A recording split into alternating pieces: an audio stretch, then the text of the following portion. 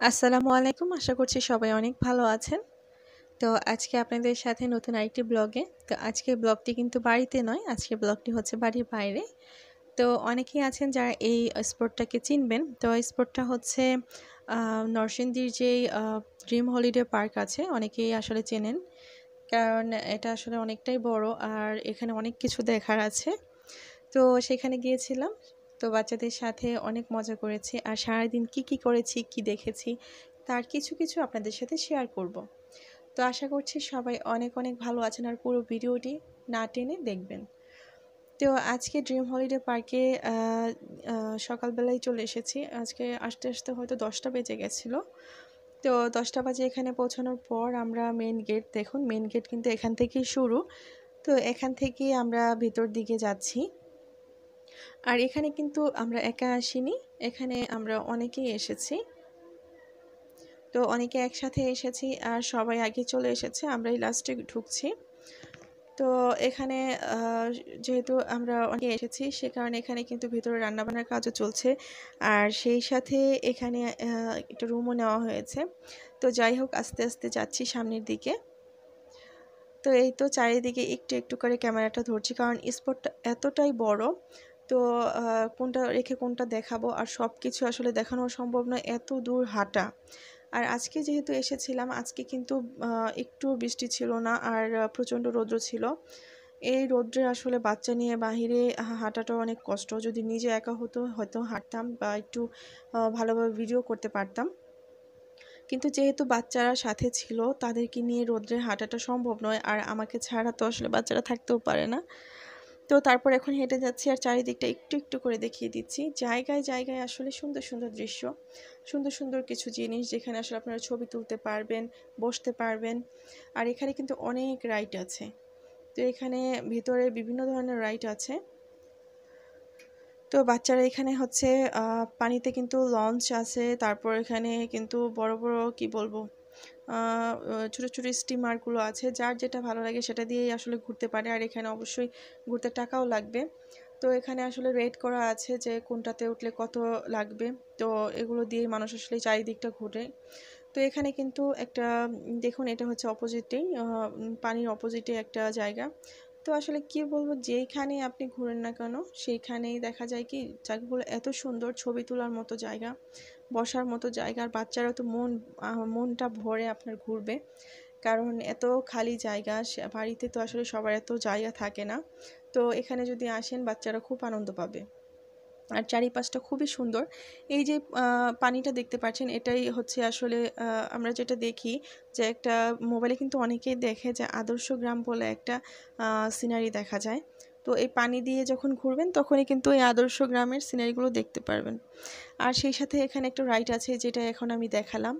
এই রাইডটা আসলে খুবই ডেঞ্জারাস। এই রাইডটাতে আসলে যখন উঠবেন কেউ খুবই সাবধান। আমি কিন্তু উঠেছি, আর এটা হচ্ছে আমার জন্য একটা অভিজ্ঞতা, ভয়ঙ্কর অভিজ্ঞতা। তার কারণ হচ্ছে এই রাইডটা আমি ফার্স্টে কিন্তু আমার বাচ্চাকে বসাতে চেয়েছিলাম, ছোট বাচ্চাদের। আমি ভেবেছিলাম এটা বাচ্চাদের রাইড।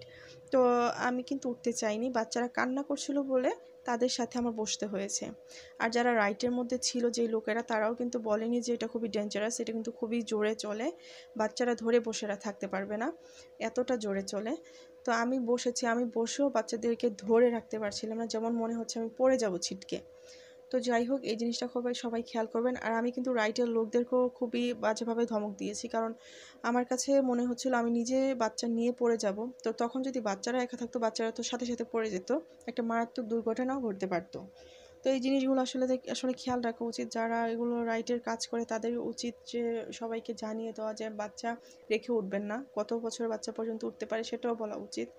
তো যাই হোক, আমরা কিন্তু বড় যে লঞ্চ আছে সেটাতে উঠতে পারিনি, তার চেয়ে ছোটোটা যেটা আছে সেটাতে উঠে কিন্তু আমরা পুরোটাই ঘুরছি।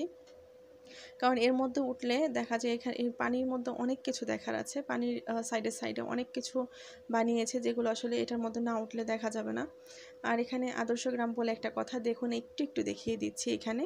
তো এই হচ্ছে আদর্শ গ্রাম। এখানে কিন্তু খুব সুন্দরভাবে অনেক কিছু আছে যারা বাচ্চারা আসলে দেখতে পারবে। আর এই দৃশ্যগুলো হচ্ছে খুবই আগের।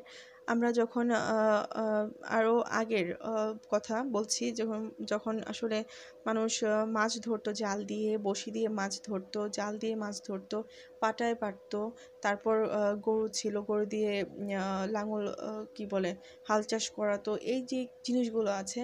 তারপর টং দোকান ছিল, সব কিছুই কিন্তু এই আদর্শ গ্রামের মধ্যে পাবেন, আর এগুলো কিন্তু বাচ্চারা দেখতে পারবে।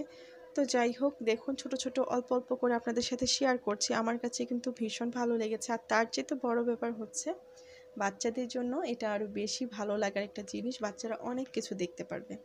আর আমার বাচ্চারা কিন্তু ভীষণ খুশি হয়েছে এই সব কিছু দেখে। তো আমি বললাম না ফার্স্টেই যে রৌদ্র ছিল প্রচণ্ড, যার জন্য অনেক কিছুই মিস করে গেছে, আপনাদের সাথেও শেয়ার করতে পারিনি। আমার কাছে পরে বাসায় এসে মনে হয়েছে হয়তো একটু কষ্ট হলেও জিনিসগুলো শেয়ার করা দরকার ছিল, হয়তো অনেক কিছুই দেখাতে পারতাম যেগুলো আমি দেখাইনি, কারণ বাচ্চাদেরকে আসলে রৌদ্রে ঘোরাতে চাইনি। তো বিকেল টাইমে এখানে এসেছিলাম এটাতে উঠতে, যখন বেরিয়ে যাব তার কিছুটা আগে। তো এখানে দেখুন লঞ্চ দিয়ে, লঞ্চ বলছি বারবার, আসলে লঞ্চের যে ছোটোটা এটার নাম কি আমি সেটাও বলতে পারছি না। আর এখানে হচ্ছে একটা রাইড যেটা হয়তো উপর দিয়ে যায়, এটার নামটা আমার মনে নেই। তো দেখে বুঝতে পারছেন, ফার্স্টে কিন্তু দেখিয়েছিলাম যে উপর দিয়ে যায় একটা রাইড আছে। তো এই রাইডটাতে উঠেছি। এটাতে উঠলে হয় কি, এই ড্রিম হলিডে পার্কের আপনার সব কিছু এটা দিয়ে দেখতে পারবেন, আপনার এক নজরে দেখিয়ে দেবে এর উপরে উঠলে। তো আমরা কিন্তু এর উপরে উঠেছি। আর টিকিটগুলো আসলে এক একটার এক এক রকম প্রাইস, আবার অনেক সময় থাকে কি অফার থাকে। তো তার জন্যে দেখা যায় বলা যায় না শিওর করে যে কোনটার কত প্রাইস। তো এটাতে যখন আমরা উঠেছি এটার প্রাইস ছিল এক একজনের টিকিট হচ্ছে 110 টাকা করে। তো এখানে 110 টাকা করে টিকিট দিয়ে উঠেছি, কিন্তু সব কিছুই দেখতে পারলাম। নিচে যে পানি দেখছেন এখানে কিন্তু সবাই গোসল করে, আর এটার মতো টাকা দিয়ে ঢুকতে হয়। টাকার 350 করে প্রাইস এক একজনের। তো এখানেও কিন্তু বাচ্চারা গোসল করেছে, সবাই না, আমার বড় মেয়ে আর আমার হাজব্যান্ড গোসল করেছে। তো আমরা যারা এসেছি আজকে পুরোটাই কিন্তু আমরাই, বাকি কোনো লোক ছিল না, কারণ এখন যেহেতু ঘোরার সিজন নয়, বছরের প্রথমেই কিন্তু অনেক ভিড় থাকে, আর এখন তেমন একটা ভিড় না। আমরা যখন এসেছি আমরা 200 লোকের মতো এসেছি এখানে, তো আমরাই কিন্তু শুধু এখানে ঘুরেছি। তো এর মধ্যেও গোসল করেছে আমাদের সবার নিজেদের লোকই, আর এখানে আমি ঢুকিনি, আমার মেয়ে ঢুকেছিল, যার জন্য এটা আসলে ভিডিও করতে পারিনি। তো এর ভিতরটা আসলে ভালোই লেগেছে উপর থেকে দেখে, আর অনেক এনজয় করেছে। তো আপনারা যারা আসলে গোসল করতে চান এখানে আসতে পারেন। তো যাই হোক, একটু একটু করে শেয়ার করছি। এখানে দেখুন সাইড দিয়ে কিন্তু কাজ চলছে। এর ভেতরে আমি কিন্তু আরও এসেছি 3 থেকে 4 বছর আগে। আমার এখানে মোট 4 বার আসা হলো এবার।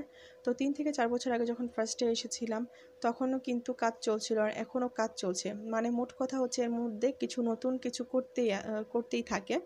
আর এখানে সুইমিং পুলটা আরও বড় করবে, যার জন্য এখানে সাইড দিয়ে বাড়াচ্ছে।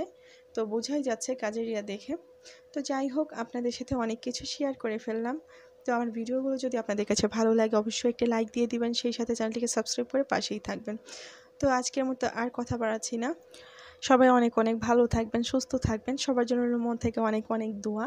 আর আমার সকল ভিডিও দেখবেন, কারণ আপনাদের আসলে উৎসাহতেই আমার ভিডিও করা। তো যাই হোক, আজকে বিদায় নিচ্ছি, আল্লাহ হাফেজ।